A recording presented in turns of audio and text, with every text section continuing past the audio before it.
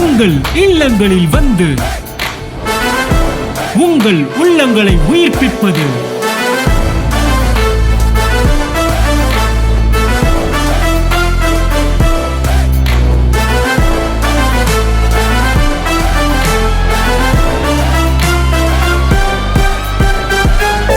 உங்கள் channel DJ.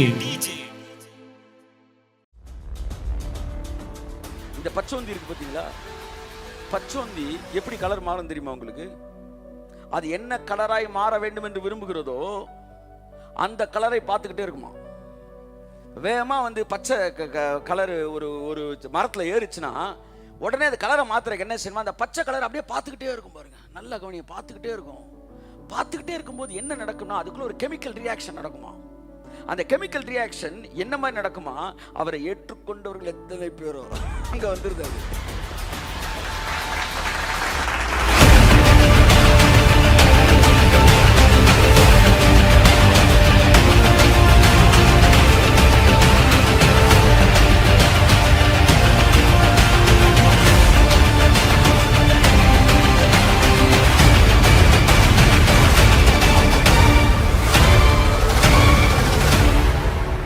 Sir வந்து இந்தியாவின் பொருளாதார நிலை ஒரு 15 நிமிஷம் பேச தயவுசெய்து நிப்பாட்டுறேனே.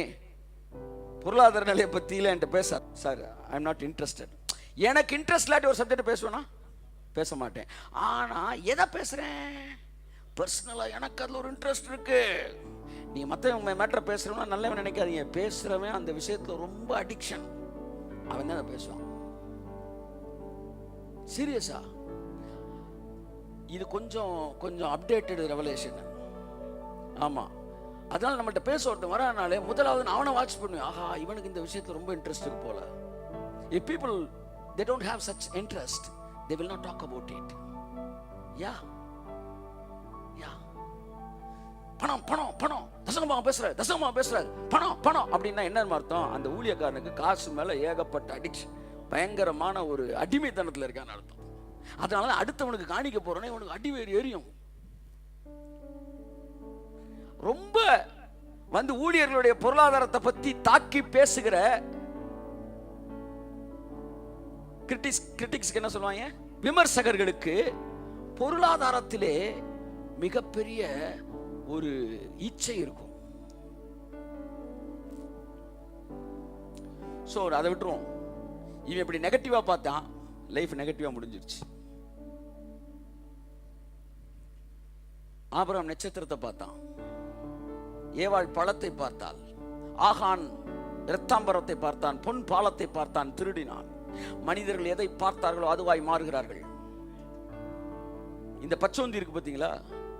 பச்சோந்தி எப்படி கலர் மாறும் தெரியுமா உங்களுக்கு? அது என்ன கலராய் மாற வேண்டும் என்று விரும்புகிறதோ அந்த கலரை பார்த்துக்கிட்டே இருக்குமா. வேகமா வந்து பச்சை கலர் ஒரு மரத்துல ஏறிச்சுன்னா உடனே அந்த கலரை மாத்துறதுக்கு என்ன செய்யணுமா, அந்த பச்சை கலர் அப்படியே பார்த்துக்கிட்டே இருக்கும். பாருங்க, நல்ல கவனியை பார்த்துக்கிட்டே இருக்கும். பார்த்துக்கிட்டே இருக்கும்போது என்ன நடக்கும்னா அதுக்குள்ள ஒரு கெமிக்கல் ரியாக்ஷன் நடக்குமா. அந்த கெமிக்கல் ரியாக்ஷன் என்ன மாதிரி நடக்குமா, அவரை ஏற்றுக்கொண்டவர்கள் எத்தனை பேரோ அங்க வந்துருது. அது அப்படியே அது கலரை மாத்தி கொஞ்ச நேரத்துக்கு இது அப்படியே பச்சையா மாறி ப்ரௌன்ல ஏறிடுச்சுன்னா ப்ரௌன் அப்படியே பார்க்கும். இதுதான் மனுஷனுக்கும். நீங்கள் எதை பார்க்கிறீர்களோ அதுவாய் மாறுகிறீர்கள். மேகம் போன்ற இத்தனை திரளான சாட்சிகள் நம்மை சூழ்ந்து நிற்க, விசுவாசத்தை அவர்கள் மூலமாய் நம்மிடத்தில் துவக்குகிறவரும் முடிக்கிறவருமாய் இயேசுவை நோக்கி நமக்கு நியமித்திருக்கிற ஓட்டத்திலே பொறுமையோடு ஓடக்கடவோம். விசுவாசத்தின் அளவை நீங்கள் பார்க்கிற சாட்சிகள் நிர்ணயிக்கிறது. என் அருமையான தேவ பிள்ளையே, இதனால தான் தேவையில்லாத பேச வேணாம் நான் சொல்றேன். வீழ்ந்து போனவர்கள், அதாவது பாவத்தை குறித்து மட்டுமல்ல, வியாதியில் விழுந்தவர்கள், பொருளாதாரத்தில் விழுந்தவர்கள், வீழ்ச்சியை குறித்த சிந்தனை, வீழ்ச்சியை குறித்த சாட்சிகளை பார்க்காதிருங்கள். கர்த்தர் உங்களை ஆசீர்வதிப்பார். நான் மெடிடேஷன்ல கனெக்ட் ஆகிறத பேசுறேன். கோபஸ் என்ன சொல்றாரு, சவுத் ஆப்பிரிக்கால ஒரு பெரிய மேன் ஆஃப் காட், அவரு லிட்டரலாவே அந்த சாட்சி கூட நிக்குதுன்றாரு. நேத்து தான் நான் பிரென்ஹாம்கிட்ட பேசினேன்றார். அவங்க இங்கதான் இருக்கிறாங்கன்றார். பிரென்ஹாம் இன்று என்னிடத்தில் பேசும்போது அதே குரல் இருந்தது. நேற்று இரவு நான் எலியாட்ட பேசினேன். நம்புற கஷ்டமா இருக்கு. ஆனா பைபிள் ஒரு சம்பவம் வருது, இப்ப எனக்கு ஞாபகம் வருது.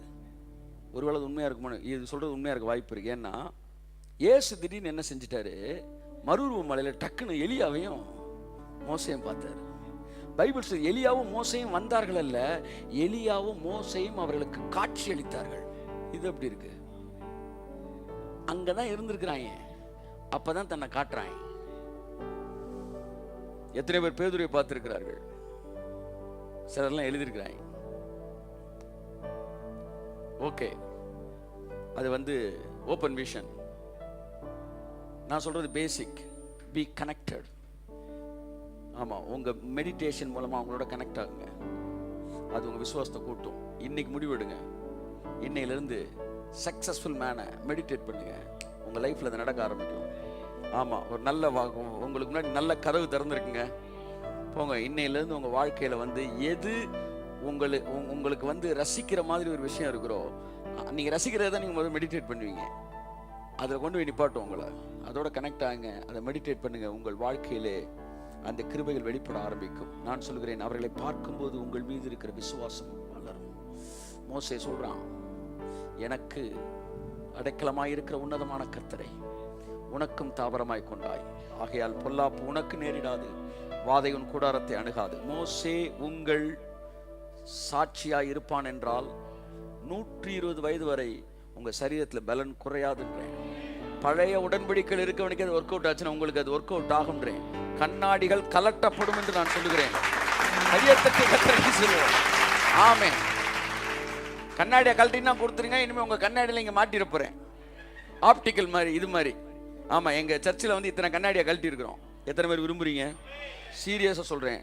நான் சொல்றேன், மோசே கடைக்கலமா இருக்கிற கர்த்தரை உங்களுக்கு தாவரமாய் கொண்டு இருக்கிறீர்கள். உங்க சரீரம் மோசே போல, மோசை விட நீ மோசை மெடிடேட் பண்ணி மோசையில இருந்து அந்த 120 வயது வரை அந்த பலனும் சுகம் உங்களுக்கு கடந்து வரும். எஸ், நல்ல சாட்சிகளை தியானிங்கள். உங்கள் சிந்தனையிலே செய்தியை தியானிக்க.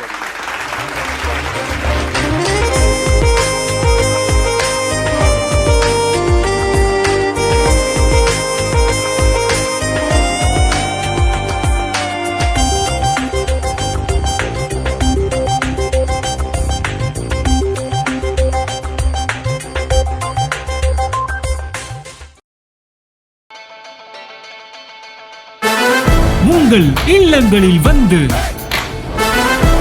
உங்கள் உள்ளங்களை உயிர்ப்பிப்பது